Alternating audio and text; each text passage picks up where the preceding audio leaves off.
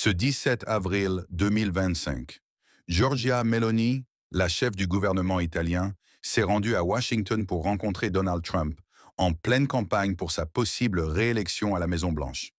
Pourquoi cette visite maintenant? Que cherche Meloni en s'affichant avec Trump, alors que l'Europe traverse de fortes tensions politiques et économiques? Est-ce le début d'un nouvel axe Rome-Washington en cas de retour de Trump au pouvoir?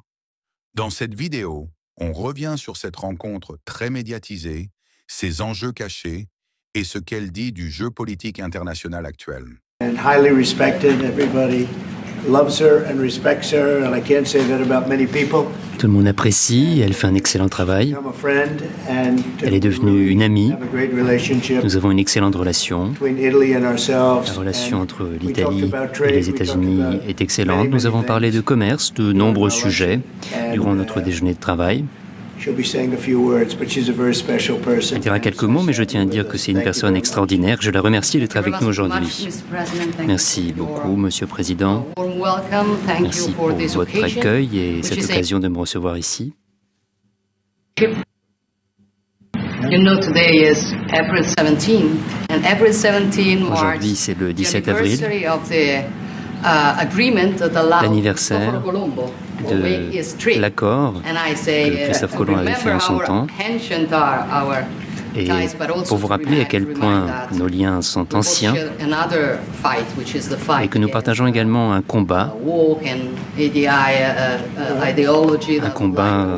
contre la guerre et contre l'idéologie qui tente d'effacer notre histoire.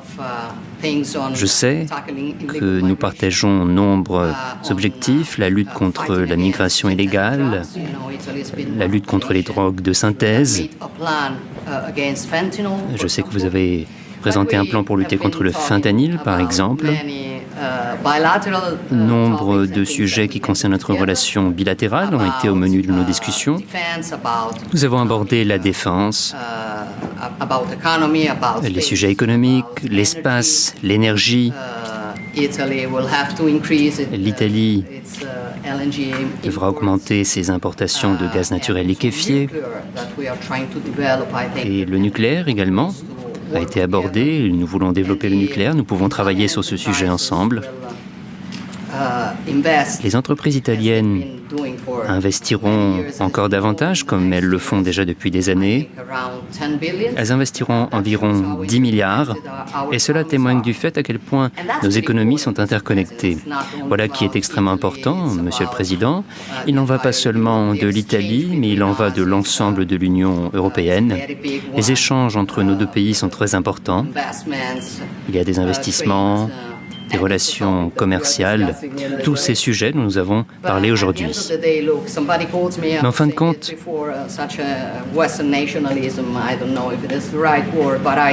je ne sais pas si je peux l'exprimer correctement, mais quand je parle de l'Occident, des Occidentaux, je ne parle pas d'un espace géographique, mais je parle d'une civilisation.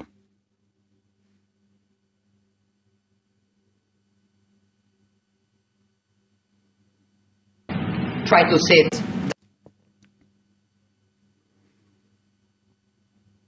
Et je vous remercie d'avoir accepté de répondre à notre invitation, de vous rendre à Rome dans un avenir proche et de rencontrer à cette occasion les responsables européens. Mon objectif, c'est de redonner sa grandeur à l'Occident et il me semble que nous pouvons le faire conjointement. Nous allons poursuivre nos travaux sur ces différents sujets. Et pour conclure, je peux dire que je suis fier de me trouver ici à vos côtés.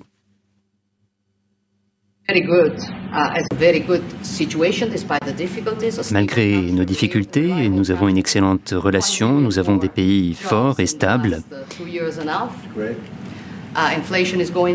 Il y a eu des créations d'emplois, l'inflation baisse. Vous m'en excuserez, je fais la promotion de mon pays ici. Les flux migratoires ont été réduits de 60%.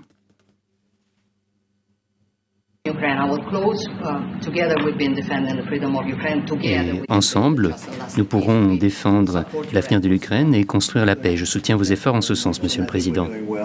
Merci beaucoup. Je pense que nous en sortons bien sur cette voie.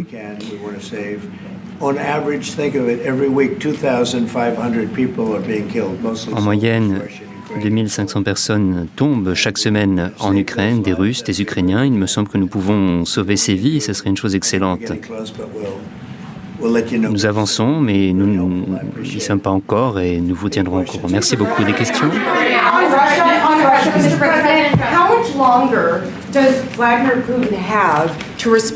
Combien de temps dispose Vladimir Poutine pour répondre à votre proposition de cesser le feu avant d'imposer d'autres droits de douane ou des sanctions à l'encontre de la Russie? Nous verrons.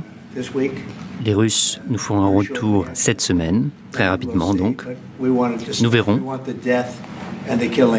Ce que nous voulons, c'est que la guerre se termine. On Jerome Powell, you said that the termination of Jerome Powell cannot come fast enough. He says he won't leave it even if you ask him to. Do you believe you have? If I ask him to, he'll be out of there. But do you believe you have the power to remove him? And are you trying to do that?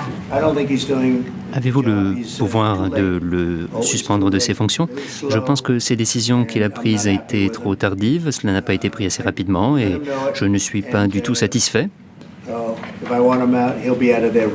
Et je pense qu'il quittera ses fonctions très rapidement, croyez-moi-en. Are you trying to remove him, Mr. President? You have a question? Mr. President, yesterday Judge Boasberg, in a case against your administration. Il y a une affaire en justice contre votre administration. La justice n'acceptera pas que ces décisions de justice ne soient pas respectées. Eh bien, vous aurez à parler à nos juristes, ils sont extrêmement compétents. Ce que je peux vous dire, c'est que nous faisons un travail extraordinaire. Nous mettons les criminels en prison. Ce que nous faisons, c'est de faire un excellent travail. Nous mettons dehors les criminels en dehors de notre pays. Des centaines de milliers de criminels, des meurtriers, des vendeurs de drogue.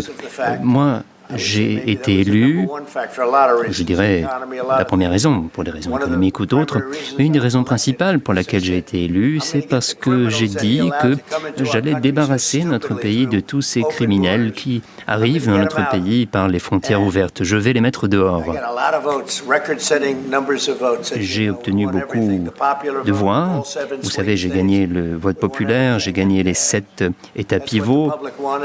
C'est ce que les Américains voulaient, c'est ce que je suis en train de faire. Il faudra parler à nos juristes car c'est à eux de vous répondre.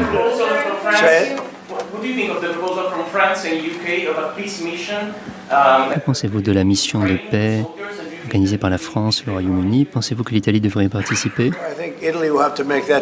Eh bien, je pense que c'est à l'Italie que revient la décision.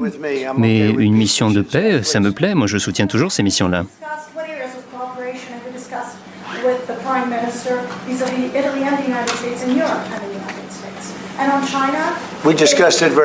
Nous avons rapidement parlé de ce sujet. Il me semble que nous avons des négociations avec tous les pays. Scott pourrait vous en dire quelques mots, mais nous en sortons très bien. Il y a beaucoup de pays qui veulent trouver un accord avec nous. Ils veulent même davantage que moi trouver un accord avec nous.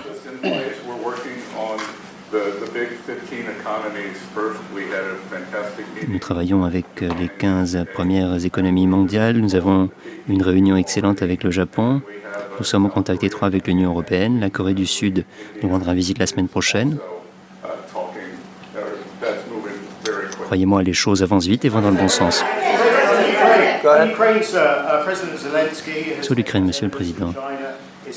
Le président Zelensky a dit que la Chine livrait des munitions à la Russie. Avez-vous des informations à ce sujet? Nous allons avoir un accord sur les minerais qui sera signé jeudi prochain. Scott, c'est bien ça? En tout cas, rapidement. Je pense que l'accord sera signé, il sera à la hauteur de celui-ci. Mais non, je n'ai pas de commentaires sur ce sujet. Je n'en sais rien.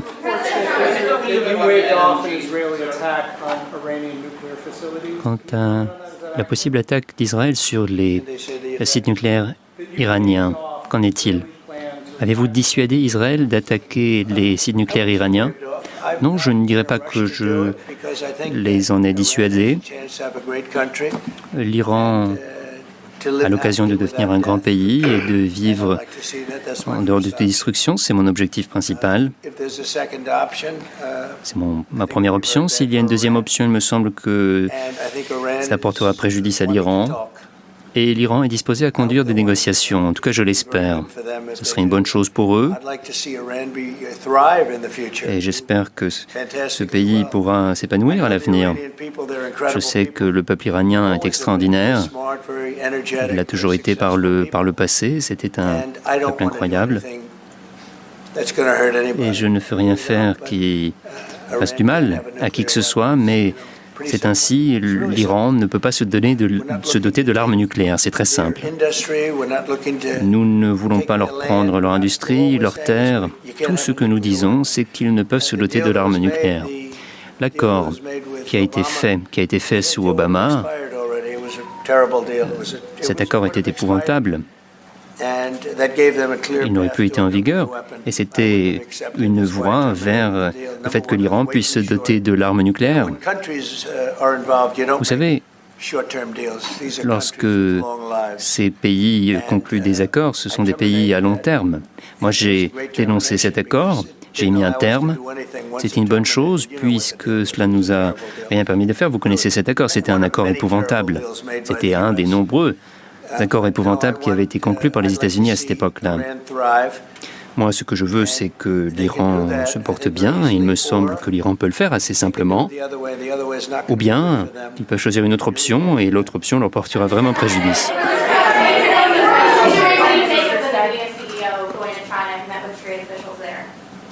Ian Jensen est un type extraordinaire, c'est devenu un de mes amis. Une personne qui est très fière de notre pays, qui adore mon pays, je ne m'inquiète pas du tout.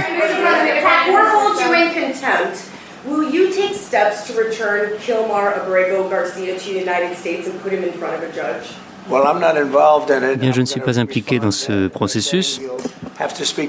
Je vous dirais qu'il faut parler à nos juristes, au ministère de la Justice. J'ai entendu bien des choses sur cette personne. Et il faut aller au fond des choses, découvrir la vérité. Je vous dirais qu'on était envahi par des millions de personnes sous l'administration Biden. Je crois qu'on parle de 21 millions de personnes.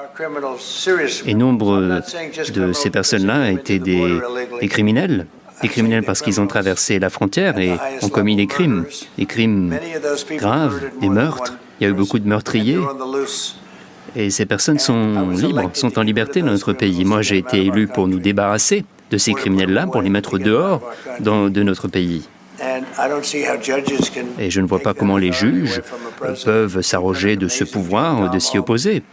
Je pense que nous avons fait un travail extraordinaire, un travail vraiment remarquable, c'est tout simplement incroyable. Alors moi, j'ai été élu sur ce programme, mais ensuite on a pris toutes ces mesures. Vous savez, 99% de la frontière est sécurisée. Les gens pensaient que c'était impossible. La frontière est quasiment complètement étanche. Il y a 9 personnes qui sont arrivées la semaine dernière, et ce pour des raisons médicales, parce qu'on leur a donné l'autorisation. Il y avait une personne qui avait eu une crise cardiaque, donc des raisons médicales. Il y a 4 ans, on avait une excellente frontière, une frontière étanche, et à présent, elle est encore plus qu'il y a 4 ans. Et nous avons mis les choses en place en l'espace de quelques semaines. À présent, les meurtriers, les dealers, vous savez, Georgia, partout du monde, pas seulement en Amérique du Sud, mais aussi au Congo, par exemple, ces personnes sont venues de tous ces pays. Ces pays ont ouvert les portes de leurs prisons, au Venezuela par exemple. Ces pays libéré ces prisonniers vers nos pays, parce que nous avions un gouvernement, le gouvernement Biden. C'est imaginable ce qu'ils ont fait à notre pays. Moi, j'ai été élu pour régler les choses, et voilà ce que je fais. Mais nous avons des juges militants, qui ne veulent pas que nous renvoyions ces meurtriers en dehors de notre pays, ne veulent pas que ces dealers de drogue, que ces malades mentaux soient mis dehors de notre pays. Ils veulent qu'ils restent dans notre pays. On parle des juges qui sont libéraux, mais je ne pense pas que c'est ce que veulent les Américains. Voilà pourquoi j'ai gagné haut la main cette dernière élection.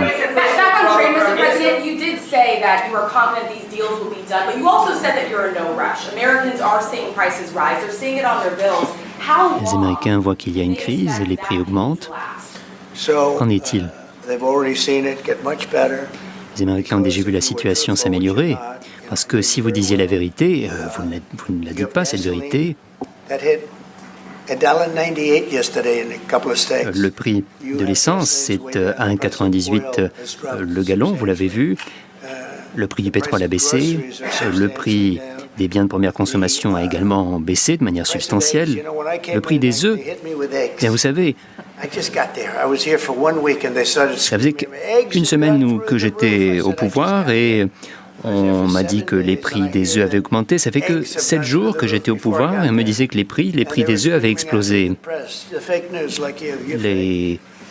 La presse qui diffuse des fake news, comme vous par exemple, m'agressait sur cette question des œufs et moi je disais je ne viens qu'arriver. Et le prix des œufs a augmenté de plus de 80% et tout le monde veut en acheter pour Pâques. Ce que nous avons fait, c'est un travail extraordinaire et maintenant le prix des œufs a baissé de 92%. Notre commissaire chargé de l'agriculture, M. Brooke, a fait un travail extraordinaire, vraiment extraordinaire. La seule chose qui a augmenté, ce sont les taux d'intérêt, car nous avons un directeur de la Federal Reserve qui se mêle de politique. C'est une personne que je n'ai jamais portée dans mon cœur, je dois vous le dire. Et lui se mêle de la politique. Les taux d'intérêt devraient baisser. En Europe, vous savez, ils ont baissé les taux d'intérêt. Il me semble qu'ils l'ont fait 7 fois. Je crois qu'ils vont encore et encore baisser les taux d'intérêt. Mais il semble que notre homme se mêle de politique. Les taux d'intérêt ont peut-être légèrement augmenté. Mais ces difficultés sont liées à la Réserve fédérale parce que ce ne sont pas des gens très intelligents. Allez-y.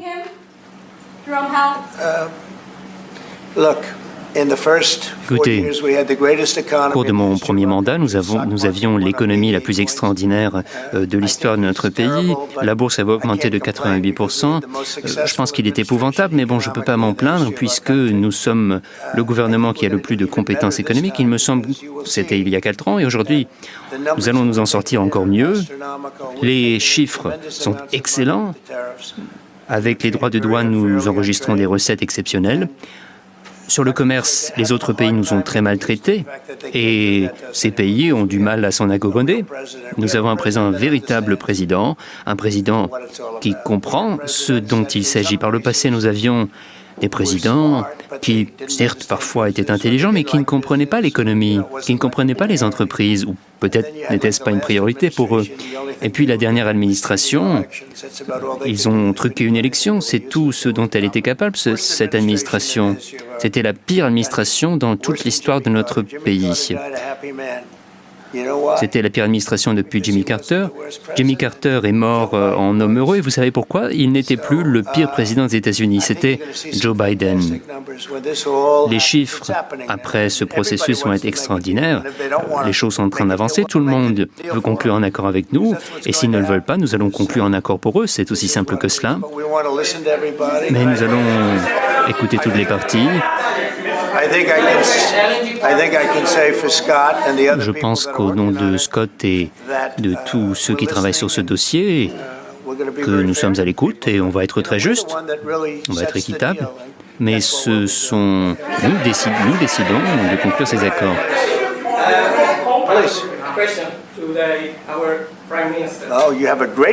Vous avez une première ministre extraordinaire, vous avez de la chance. I'm not sure they do agree. Sure. The West, yeah. Did you, I guess that's what you said, Mr. Prime Minister, how are you going to do that? Comment allez-vous le faire? Comment allez-vous redonner sa grandeur à l'Europe, à l'Occident? Et sur la Chine, qui semble étendre son influence contre les États-Unis. J'espère que l'Europe retrouvera sa grandeur. Vous savez, l'Europe traverse beaucoup de difficultés, c'est beaucoup lié à l'immigration. Moi, je ne porte pas vraiment l'Europe dans mon cœur, surtout avec ce qu'ils ont fait sur l'immigration. L'Europe a connu beaucoup de difficultés en raison de l'immigration. Et à présent, la Première ministre a pris des décisions dures, décisions décisions difficiles sur l'immigration et je l'ai félicité par le passé. Je lui ai dit j'espère qu'il y en aurait davantage comme vous qui prennent à bras le corps ce sujet difficile. L'Europe me tient à cœur, l'Europe est importante pour moi, pour le monde. J'espère que l'Europe s'en sortira bien, mais il me semble qu'il faut qu'il prenne des meilleures décisions sur l'éducation. Nous avons commencé à le faire. Vous ne verrez plus les mêmes politiques que par le passé dans l'Union européenne. Au cours des deux dernières années et demie, nous avons parlé, autrefois on parlait de la redistribution des migrants qui arrivent en Italie, et à présent on parle de mettre un terme à l'immigration, on parle de renvoi de ces migrants chez eux. La Commission européenne a présenté de nouvelles règles en matière de rapatriement et des sujets similaires. Donc les choses changent, notamment grâce à l'exemple de l'Italie. Nous avons baissé le nombre de migrants illégaux qui arrivent, donc nous travaillons ensemble. Je suis optimiste sur ce sujet.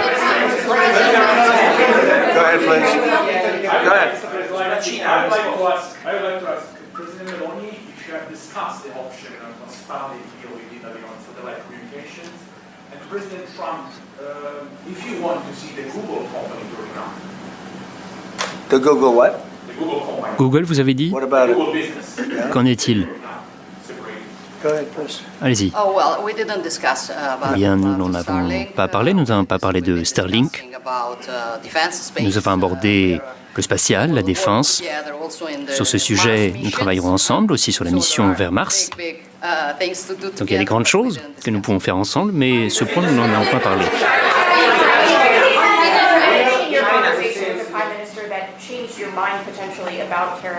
Est-ce que le Premier ministre a réussi à vous faire changer d'avis sur les droits de douane ou autres sur l'Europe? Est-ce que vous avez bougé? Non, les droits de douane vont nous enrichir. Sous Biden, nous perdions beaucoup d'argent, des milliers de milliards de dollars sur les questions commerciales. Et à présent, nous avons renversé la vapeur. On enregistre vraiment beaucoup de recettes. N'oubliez pas, 25% sur les voitures, 25% sur l'acier, 25% sur l'aluminium, 10% de prix plancher, de droits de douane plancher. Nous avons imposé des pénalités sur la Chine car ils nous envoyaient du fentanyl, des pénalités sur le Mexique, sur le Canada, 25% de droits de douane, d'avoir permis le fentanyl de traverser la frontière. En raison de ces frontières pas suffisamment étanches, nous avons des milliards et des milliards de recettes au moment même où nous parlons. Et autrefois, c'était déjà grâce à mes droits de douane que j'avais imposés lors de mon premier mandat à l'encontre de la Chine. Nous avons pu enregistrer des centaines de milliards de recettes. C'est de l'argent que nous avons gagné grâce à ces droits de douane. Biden s'est enrichi aussi. Il a essayé de les affaiblir, mais il n'a pas pu réussir.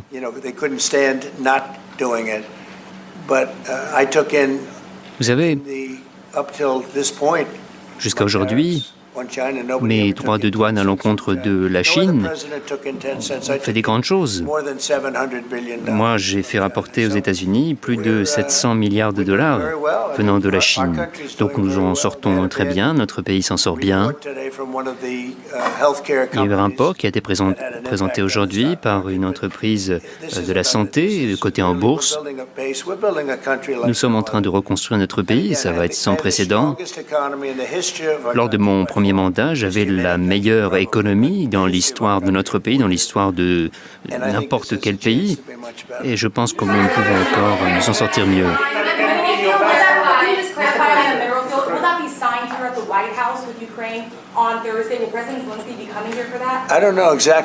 Je ne sais pas exactement, je vais laisser Scott répondre. Que pensez-vous? Quand est-ce que cet accord sera signé? Nous travaillons toujours sur les détails de cet accord et vous en serez informés. Pouvez-vous nous donner ces détails? C'est ce dont nous étions convenus par le passé.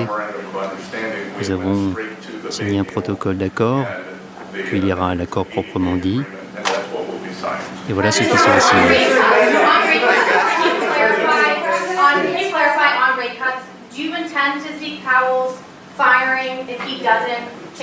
Est-ce que vous allez mettre à la porte le directeur de la Réserve fédérale? Bien, je pense qu'il devrait prendre les bonnes décisions, réduire les taux d'intérêt, car l'Europe l'a fait. Si l'Europe l'a fait, nous non. Cela représente un inconvénient pour nous, donc il me semble qu'il devrait baisser les taux d'intérêt. L'inflation n'est pas là, je viens de vous expliquer que les prix avaient baissé. Le pétrole, par exemple, bien plus que ce que nous avions prévu, en raison des mesures que nous avons prises. On parle de 60 $ le baril pour le pétrole. Dans certains États, on paye moins de 2 $ le gallon pour l'essence. Les prix alimentaires ont baissé, les biens de première nécessité, comme on les appelle, ont baissé. À part les taux d'intérêt, tout a baissé. Les taux d'intérêt n'évoluent pas beaucoup. Ils n'ont pas augmenté, mais ils n'évoluent pas beaucoup. Mais il faudrait faire encore mieux. Si le directeur de la Fed baissait les taux d'intérêt, il me semble que ça pourrait avoir un impact significatif. Les prix ont baissé, l'inflation est relativement faible. Je dirais on n'a presque pas d'inflation, surtout quand on pense que le pétrole a baissé. Lorsque Biden est arrivé au pouvoir, le pétrole a bondi. Voilà ce qui nous a créé maintes difficultés. Quand le prix du pétrole baisse, et c'est ce qu'ils ont fait ces derniers temps, nous avons réussi à faire baisser les prix du pétrole. Ça signifie que les automobilistes vont payer 2 $ le gallon plutôt que 4 $. Et à la fin, sous le gouvernement Biden, ils ont essayé de faire baisser l'essence juste avant les élections, mais ils ont complètement raté. S'ils étaient restés au pouvoir, le prix de l'essence aurait été à 7 ou 8 $ le gallon, alors que nous, on est à 2 $ actuellement. Et on commence à voir les conséquences. Alors, je ne sais pas comment on peut parler d'inflation quand on voit que le pétrole, l'essence, tout cela a baissé. La Federal Reserve a un devoir envers les Américains de baisser ses taux d'intérêt. C'est leur rôle. Et cela aurait un effet significatif si la Fed baissait les taux d'intérêt. Il me semble qu'il le faut à un moment donné. Le directeur commence à sentir la pression politique. On le met vraiment sous pression pour qu'il baisse les taux d'intérêt.